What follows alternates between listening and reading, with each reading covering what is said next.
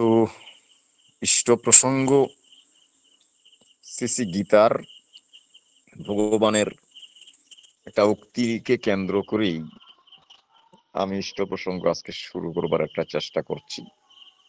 ভগবান শ্রীকৃষ্ণ যে কথাটা বলেছেন গীতায় একটা শ্লোকে, দিব্য জন্ম কর্মশ্চ যু ব্যক্তি তত্ত্বত ত্যক্ত্বা দেহং পুনর্জন্ম ন এতি মাম এতি সহ অর্জুন। হে অর্জুন,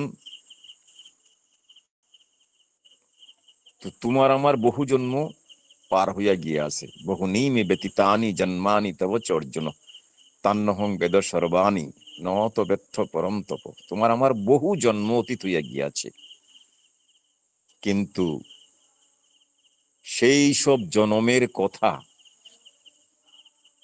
আমার স্মরণে আছে, কিন্তু তোমার স্মরণে নাই।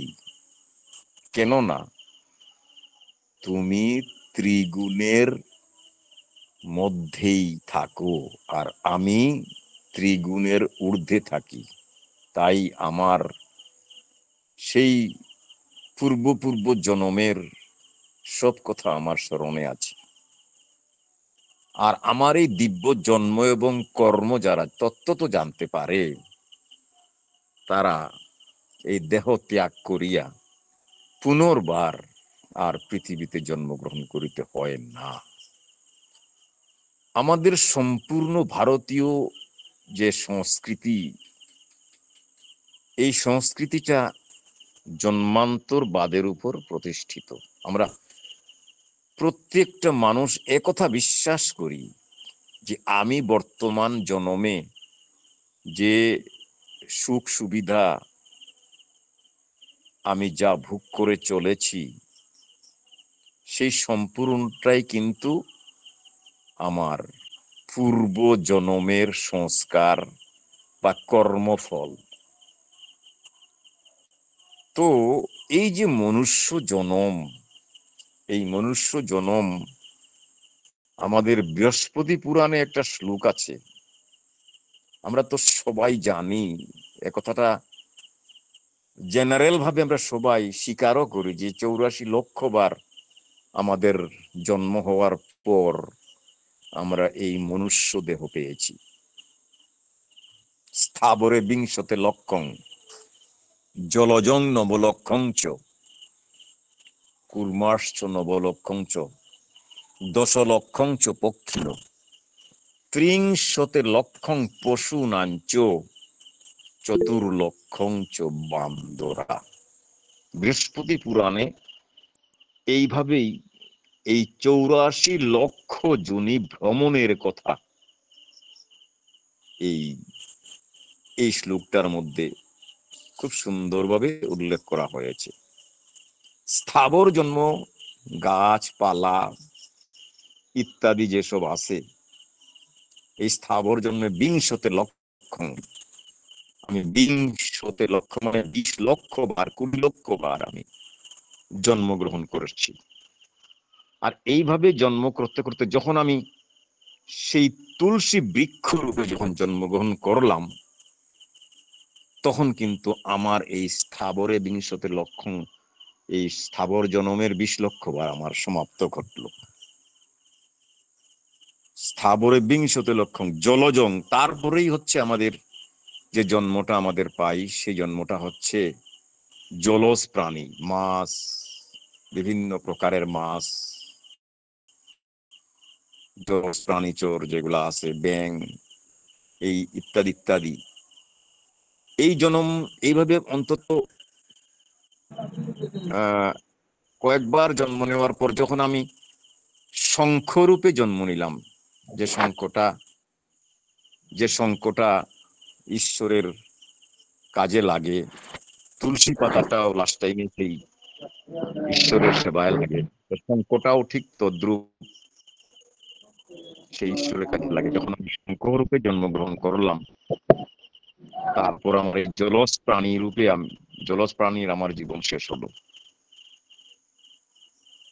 স্থাবরে বিংশতি এবং জলজং নবলক্ষং চ কুর্মাশ্চ নবলক্ষং চ, অর্থাৎ কুর্ম মানে বিভিন্ন ধরনের কীট পতঙ্গ, হ্যাঁ, যেগুলা আছে কচ্ছপ টচ্ছপ এই জাতীয় যেগুলা নাকি কৃমি টিমি যেগুলা আছে, তো এই জনম যখন আমি পাই, তো এই জনম নিতে নিতে নিতে নিতে লাস্ট টাইমে যখন আমি সেই আহ, এই জনমটা পার হওয়ার পরেই আমাদের পশু জন্ম অর্থাৎ পক্ষী জন্ম, এই কীট পতঙ্গ জন্ম নিতে নিতে নিতে লাস্ট জন্ম যখন আমি মধুমক্ষী অর্থাৎ সেই সেই মৌমাছি হিসেবে যখন জন্মগ্রহণ করি, তখন আমার সেই কৃমি জন্ম আমার সমাপ্তি ঘটে যায়। কারণ মৌমাছি কিন্তু সেই মধু প্রদান করে। তাই এই জন্ম মৌমাছি জন্মের পরেই কিন্তু আমার এই জন্ম শেষ। তারপরে বলেছে মানে পক্ষী জন্ম, এই বিভিন্ন পক্ষী জন্ম নেওয়ার পর যখন ময়ূর পক্ষী হিসাবে যখন আমি জন্মগ্রহণ করলাম, তারপরে আমার এই জন্ম শেষ। তারপরে লাস্ট যে জন্মটা, সেই জন্মটা হচ্ছে আমার 30 লক্ষ 30 লক্ষ বার আমি পশু হিসেবে জন্মগ্রহণ করেছি, এবং এই পশু হিসেবে জন্মগ্রহণ করার পর লাস্ট যে জন্মটা বান্দরের জন্ম, 4 লক্ষ বার বান্দর জন্ম, 4 লক্ষাংশ বান্দরা। মানুষের এই বান্দরের সাথে মানুষের জীবনের আকৃতিগত একটা সাংঘাতিক মিল রয়েছে বান্দর এবং মানুষের মধ্যে। তো আজকালকে এই বান্দরগুলাকেও ট্রেন আপ করে কিন্তু মানুষের সেবায় কিন্তু তাদেরকে লাগানো হচ্ছে।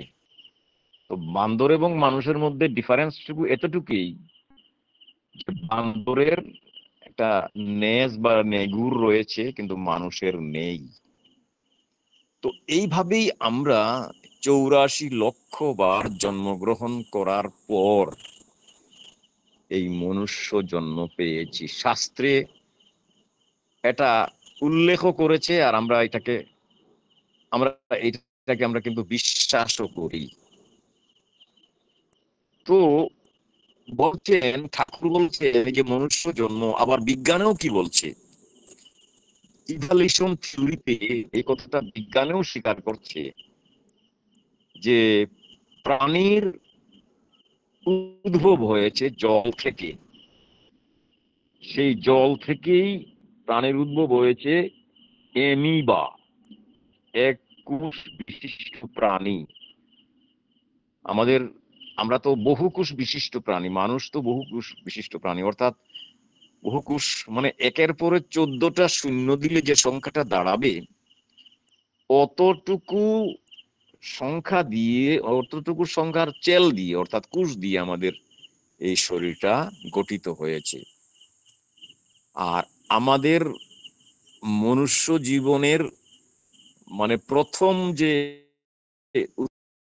উৎপত্তি, সেই উৎপত্তিটাই হয়েছে জল থেকে, সাগর থেকে। আর এটাকে বলা হয়েছে এমিবা, বিজ্ঞানের ভাষায় এমিবা, এক কোষ বিশিষ্ট প্রাণী এমিবা।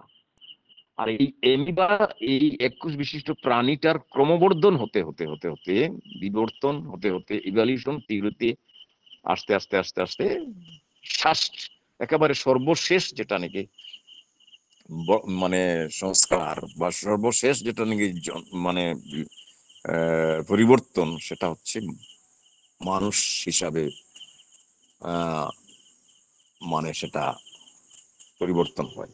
তো বিজ্ঞান যেটা স্বীকার করছে, আমাদের শাস্ত্রও সেই কথাটাগুলো স্বীকার করছে।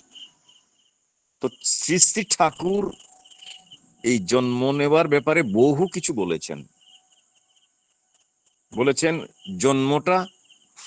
মানুষের জন্মটা সবচেয়ে বেশি কষ্টদায়ক ব্যাপার। একটা একটা জীব যখন আপনার পৃথিবীতে আসে, একটা সিস্টেমের মধ্য দিয়ে, ঠাকুর একটা প্রজনন বিজ্ঞানের একটা মানে ছড়া রয়েছে যে হ্যাঁ, আহ, আহ, ছটা ঠিক মনে পড়ছে না আমার। উম, আহ, যাই হোক, তো সেই সেই সেই সেই একটা সিস্টেমের মাধ্যম দিয়ে আমরা পৃথিবীতে আসছি। আহ, তো মলমূত্র মাঝখানে তোর জন্ম নেবার দ্বার, বিনাশ্রয় অনুরাগে পাবি কি উদ্ধার। আমরা মাতৃগর্ভে, হ্যাঁ, যখন ছিলাম তখন আমরা একটা অ্যাবনর্মাল হিসাবে ছিলাম। সাধারণত আমরা পৃথিবীতে আমাদের মাথাটা উপর দিকে থাকে, আকাশের দিকে থাকে, আর পাওটা আমাদের নিচের দিকে থাকে। কিন্তু আমরা যখন, হ্যাঁ, সেই মাতৃগর্ভে ছিলাম তখন আমাদের মাথা ছিল নিচের দিকে আর পাও ছিল উপরের দিকে। আর এই অবস্থায় আমি হাত জোড় করে, বাচ্চা যখন জন্মগ্রহণ করে আমরা দেখতে পাই তার দুটা হাত কিন্তু সেই জুড়ো করা অবস্থায় থাকে। মলমূত্রের মাঝখানে তোর জন্ম নেবার দ্বার, বিনা শ্রেয় অনুরাগে পাবে কি উদ্ধার, ঠাকুর বলছে।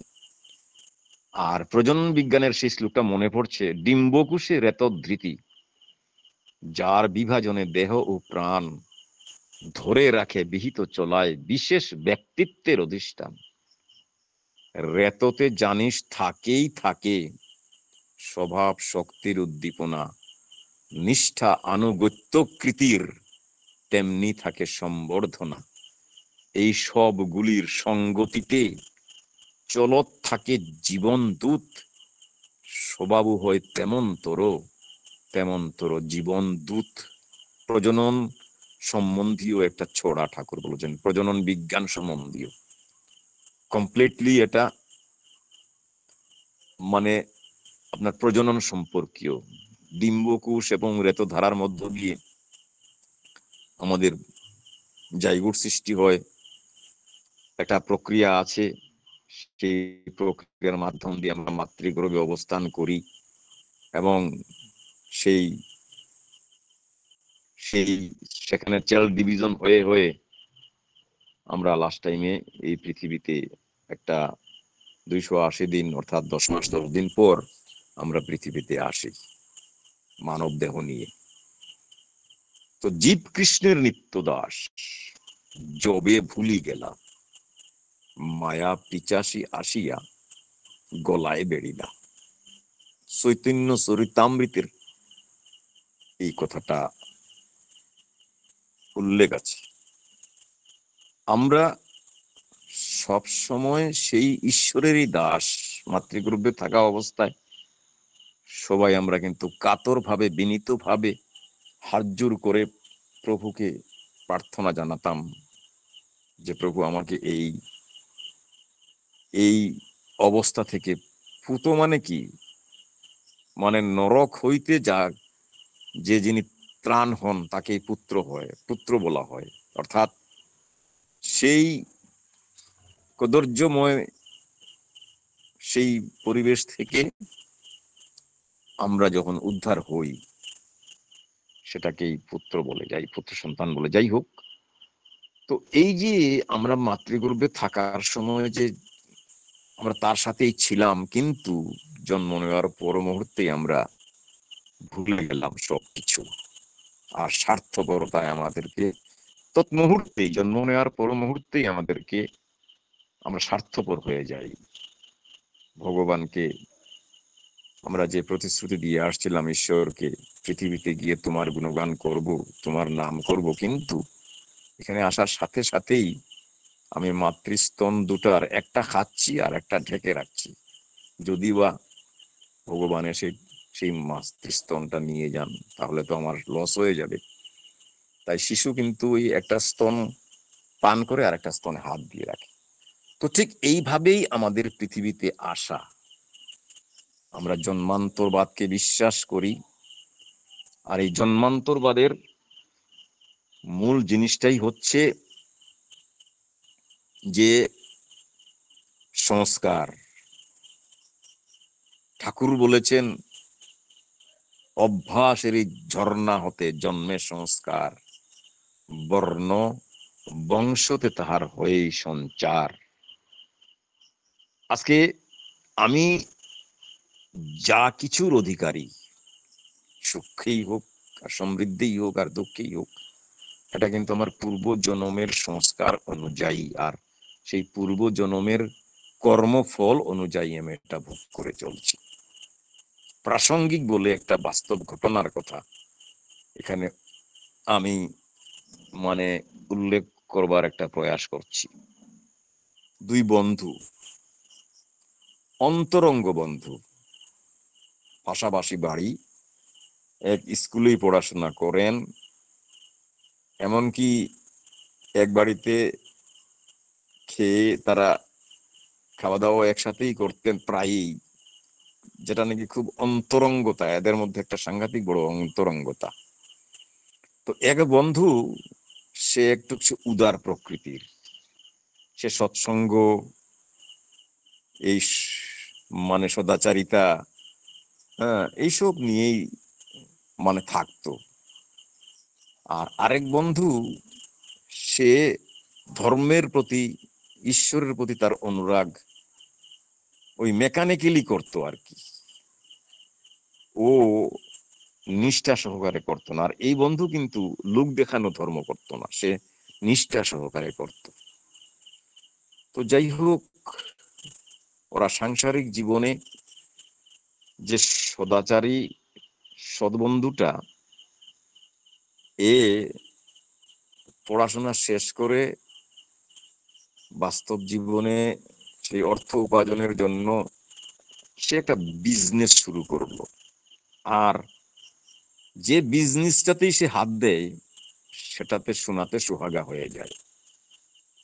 আর অপর যে বন্ধু একসাথেই পড়াশোনা করেছে, সে যেটাতে হাত দেয় বিজনেস সেও শুরু করে, কিন্তু সে সেখানে রাইজ করতে পারে না। কিন্তু এই উদার প্রকৃতির যে বন্ধুটা, সে তার বন্ধুকে, তার বন্ধুর মর্যাদা সব সময় দিয়ে চলতো, তার প্রতি কোনো হীনভাব বা তার প্রতি কোনো রকমের কোনো দ্রোহভাব, এরকম বন্ধু হিসেবে তাকে সব সময় তাকে সাহায্য করা, সেবা দেওয়া, এই নিয়ে করতো। আর এই বন্ধুটার মনের মধ্যে একটা প্রতিহিংসার ভাব জন্মে গেল। বলে একই সাথে পড়াশোনা করলাম, একসাথেই বিজনেস শুরু করি, সে বিজনেসে এত সাফল্য লাভ করছে, আর আমি যে যে বিজনেসটাই আরম্ভ করি, আমি যদি সোনা সোনা দিয়েও মানে সোনাতে হাত দেই, সেটা ছাইতে পরিণত হয়ে যায়। আর ও যদি ছাইতে হাত দেয়, তাহলে সেটা স্বর্ণতে পরিণত হয়ে যায়। তো মানুষের মন, তো মানুষের মনের মধ্যে এই সমৃদ্ধিতে যখন মানুষ, আমরা বাস্তবভাবেও দেখেছি, দুই ভাইয়ের মধ্যে এক ভাই যখন খুব বেশি সমৃদ্ধি, তার টাকা পয়সা যখন প্রচুর হয়ে যায়, আর আরেক ভাই যখন সেই দারিদ্রতার, হ্যাঁ, সেই চরম অবস্থায় থাকে, তখন তার কি হয়, ওই ভাইয়ের প্রতি একটা বিদ্বেষ ভাব, দ্রুভাব থাকেই। এটা হিউম্যান নেচারের কথা বলা হয়েছে। তো যাই হোক, এই বন্ধুটির এই বন্ধুটির কি হলো, একটা দ্রুহ ভাব, প্রতিহিংসার ভাব মনের মধ্যে জাগ্রত হলো। এবং শুধু জাগ্রত না, সে একটা সিদ্ধান্তই করে ফেললো, বলে শালা, তোকে পৃথিবীর থেকে আমি সরিয়ে দেব, নিঃশেষ করে দেব। তো একদিন বলছে, বন্ধু চলো একটু বেরিয়ে বেড়াতে যাই। তো বেড়াতে যাবে কোথায়, একটা নির্জন রাস্তা আছে, সেই রাস্তা দিয়ে একটু বিকালবেলায়, একটু সন্ধ্যার সময়ে ওই নির্জন রাস্তায় দিয়ে বেড়াতে যাচ্ছে। আর শীতের দিন ছিল, এই বন্ধুটায় চাদর মুড়ি দিয়ে একটা ডেগার সাথে নিয়ে চুপচাপ একটা ড্যাগার সাথে নিয়ে সে যাচ্ছিল। তো বন্ধুকে বলল, বন্ধু তুমি যাও, আমি একটু আমার ন্যাচারাল কল আসছে, আমি ওটা সেরে আসি। এই বলে সে, বন্ধু তো তার ভিতরে তো কোনো মানে দুর্বলতা নেই, বন্ধুর প্রতি কোনো সন্দেহের কোনো ভাবেই নেই, বাল্যবন্ধু তার। তো সে আপন মনে সেই গুনগুন করতে করতে করতে করতে সে হেঁটে চলছে। আর এই বন্ধুটি পিছন থেকে গিয়ে ড্যাগার দিয়ে ঘপাঘপ কয়েকটা ঘা দিয়ে বন্ধুটিকে সেখানে সে মার্ডার করে ফেলল। মার্ডার করার পর সেই বীভৎস মূর্তি বন্ধু যে বলছে, ভাই তুই লাস্ট টাইমে আমাকে এইভাবেই হত্যা করলি, তোর কোন অভাবে আমি না তোকে সাহায্য করেছি বল, আর তুই আমাকে এইভাবে হত্যা করলি? তুই বল, তুই যদি বলতিস তোকে আমি, তুই যা চাইকি তাই দিতাম। যাই হোক, তার এই যে আঘাতটা এত এত মানে মানে সাংঘাতিক ভয়ানক ছিল, মারাত্মক ছিল। লাস্ট টাইমে সে সেখানেই মারা গেল ওই বন্ধুটা। আর রাস্তার পাশে ওই ক্ষেতগুলা নরম মাটি ছিল, সেই নরম মাটিতে বন্ধুটিকে কি করলো, মানে মাটি ওইখানে বের করে হাত দিয়ে মাটিগুলা তুলে বন্ধুটিকে সেখানেই মানে পুঁতে রাখলো। তো মানুষ তো আর সাধারণত মরে না সাথে সাথে, কিন্তু লাস্ট টাইমে ওই শ্বাসরুদ্ধ হয়ে সেই বন্ধুটি মারা গেল। এই দৃশ্য, বীভৎস দৃশ্য দেখে তার কিন্তু সাংঘাতিক ভাবে বাড়িতে যখন আসলো, আসার পর এই বীভৎস দৃশ্য দেখে আর তার অনুতাপ আসলো যে ইস, এই এই বন্ধুটি আমার এত হিতৈষী বন্ধু, আর তাকে আমি এই প্রতিহিংসা শুধুমাত্র তার পয়সা কড়ির এত এত প্রাচুর্যতা থাকার কারণেই আমি তার প্রতি একটা বিদ্বেষ ভাব নিয়ে থাকলাম। এটা কিন্তু সাংঘাতিক অপরাধের কাজ করেছি আমি। সেও সেই ভাবে মর্মাহত হয়ে সেও সেই কথা চিন্তা করতে করতে সেও হার্ট অ্যাটাক করে সেও মারা গেল। বন্ধুটাকে সে মার্ডার করলো আর সেও বাড়িতে মারা গেল। দুইজন মারাই গেলেন, একটা জন্ম পার হয়ে গেল। আর এই যে বন্ধুটি এ পরবর্তী জীবনে একটা উচ্চ সদাচার সম্পন্ন ভালো জমিদার বাড়িতে জন্মগ্রহণ করলো। কারণ গীতায় বলছেন, পুণ্য কর্ম কৃতা লোকা অনুষ্ঠিতা শাশ্বতী সমা শুচিনাং শ্রীমতাঙ্গে হে যুগভ্রষ্ট অভিজায়তে। যদিও বা যুগ সাধনায় রত থাকা সত্ত্বেও কেউ যদি সেখানে যদি তার বিচ্যুতি ঘটে, কিন্তু পরবর্তী জন্মে সেই যে জায়গা থেকে তার বিচ্যুতি ঘটেছিল, যে জায়গা থেকে তার সাধনা অফ হয়েছিল, সেখান থেকে তার সাধনা আবার শুরু হয়ে যায়। এবং সে সদাচার সম্পন্ন ভালো, সদাচার সম্পন্ন ধনী, এটা সংস্কার সম্পন্ন পরিবারে তার জন্ম হয়। তো তাই হলো, এই বন্ধুটি একটা সুন্দর পরিবারে তার জন্ম হলো। আর এই বন্ধুটি একটা কুষ্ঠ রোগী হয়ে জন্মগ্রহণ করলো। তো কুষ্ঠ রোগী হয়ে জন্মগ্রহণ করলে কুষ্ঠ রোগীদের তো সাংঘাতিক শরীরের মধ্যে একটু জ্বালা যন্ত্রণা থাকে। তো তো সে এখন কাজকর্ম করতে পারে না, ওই মানুষের, হ্যাঁ, মানুষের নিকট হইতে ভিক্ষা টিক্ষা করে কোনো মতে চলছে। তো একদিন এই বিভিন্ন ধর্ম অনুষ্ঠান গুলাতে, বিভিন্ন ধর্ম মন্দির গুলাতে সে থাকে। ওই মানুষরা যখন যাত্রীরা, ধর্ম অনুরাগী মানুষরা যখন সেখানে ঠাকুর প্রণাম করতে আসেন, তারা ওই 2 টাকা 1 টাকা 5 টাকা এরকম ভাবে তাকে দক্ষিণা দেয়, মানে দান হিসাবে দেয়, আর সেইটা দিয়েই তার সংসার চলে। তো একজন সাধু, সৎ ব্যক্তি তাকে বললেন, বলে ভাই, তোমার এই কর্মফলে আজকে তুমি কুষ্ঠ রোগী হিসেবে জন্মগ্রহণ করেছো। তো তোমাকে আমি একটা একটা উপায় বলে দিতে পারি।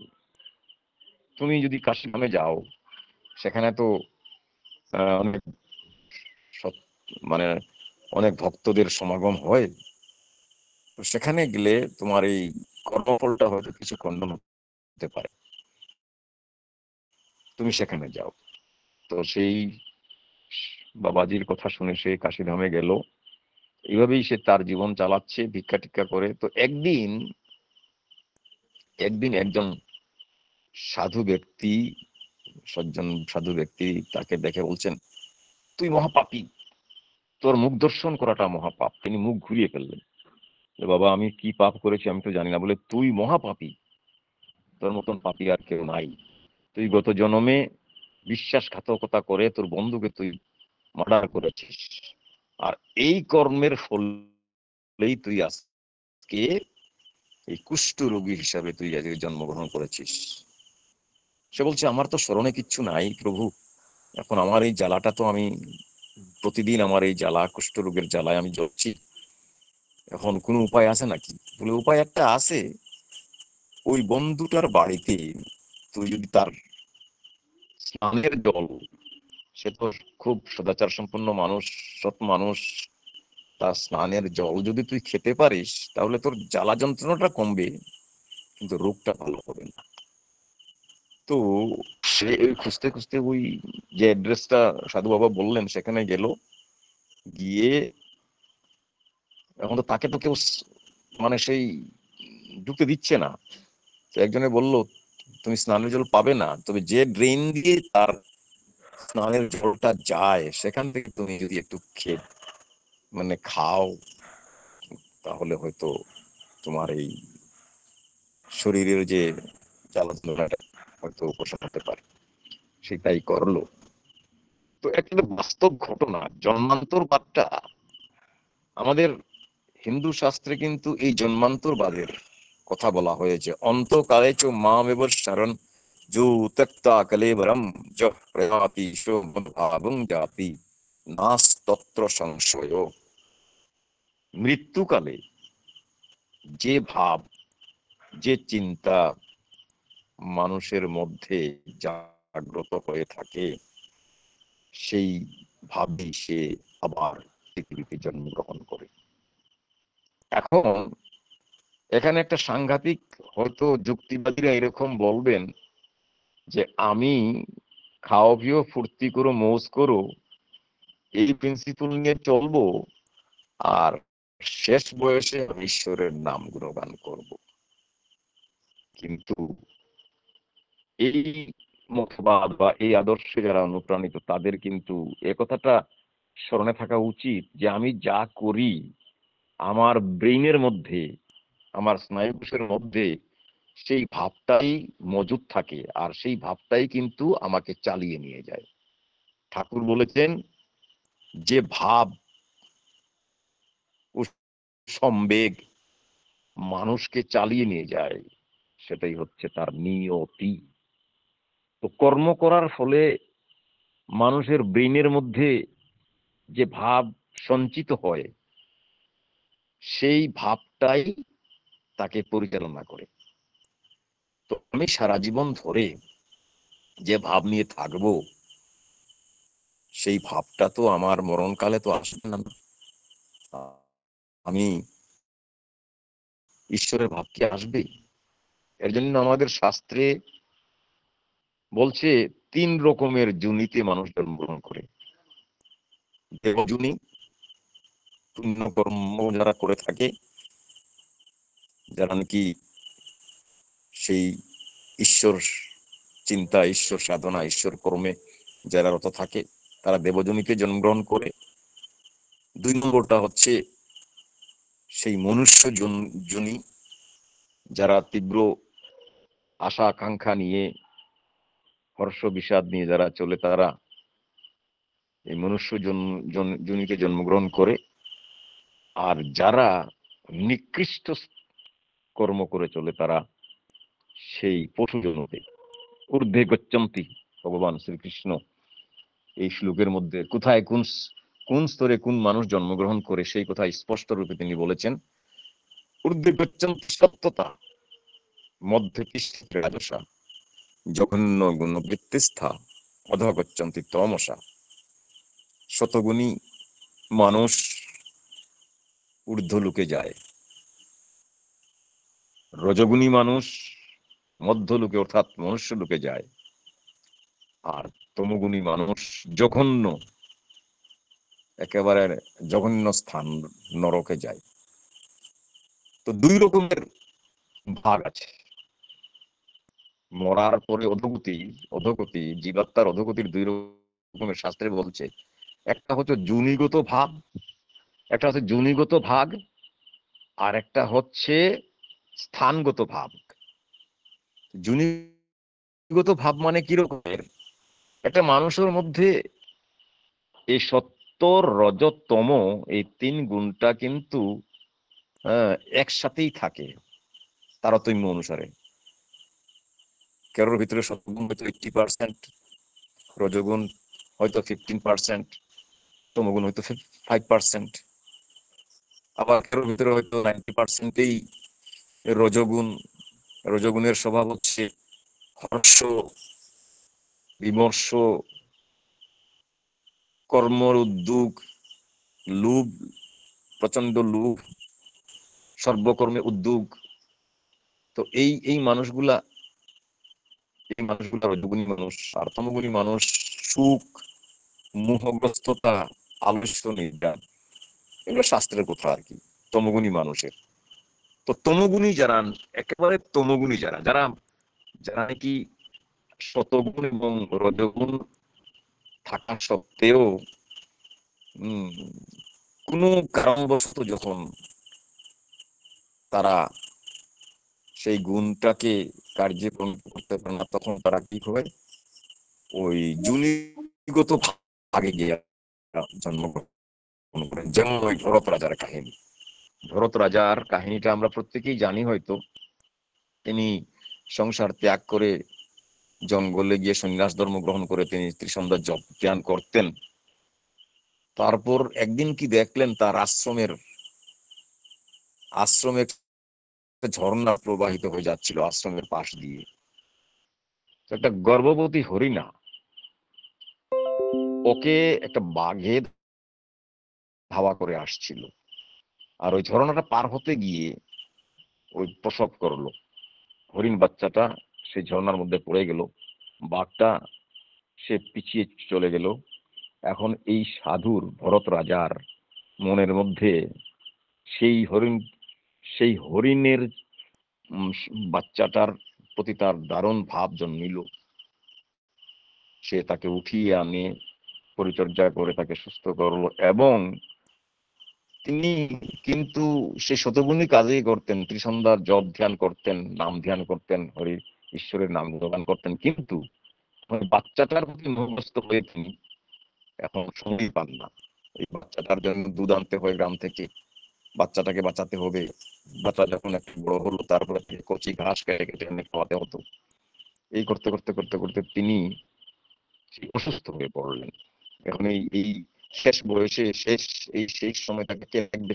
ওই হরিণ বাচ্চাটা কিছু বড় হয়েছে, তার শিং একটু একটু একটু বড় হয়েছে, তো তো শিং দিয়ে তার প্রভুকে সে একটু আদর করে, শিং দিয়ে তার শরীরে একটু ইয়ে করে আদর করে। কিন্তু এই সন্ন্যাসীর, এই ভরত রাজার লাস্ট টাইমে কি হলো, যখন মৃত্যুমুখী পতিত হতে চলছেন, তখন তার একটাই মাত্র চিন্তা, আমি যদি মরে যাই তাহলে এই হরিণ শাবকটা, এই হরিণ বাচ্চাটার গতি কি হবে।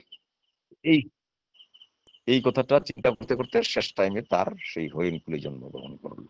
যাই হোক, এটা নিরস চ্যাপ্টার নিয়েই আমি মানে আপনাদেরকে হয়তো বিরক্ত করলাম। এই জন্মান্তর বার্তা একটা নিরসই চ্যাপ্টার। এইগুলা কথা অনেকেই শুনতেও রাজি হয় না, কিন্তু এটা যে কত বড় সায়েন্স, এই সায়েন্সটা হয়তো অনেকেই জানেন না। যাই হোক, এই সম্বন্ধে আরো বিস্তৃত বহু কথা আছে। হ্যাঁ, সেই সব কথা এই সময়ের অভাবে এখানে হয়তো আলোচনা করা গেল না, সময় প্রায় ফুরিয়ে আসছে।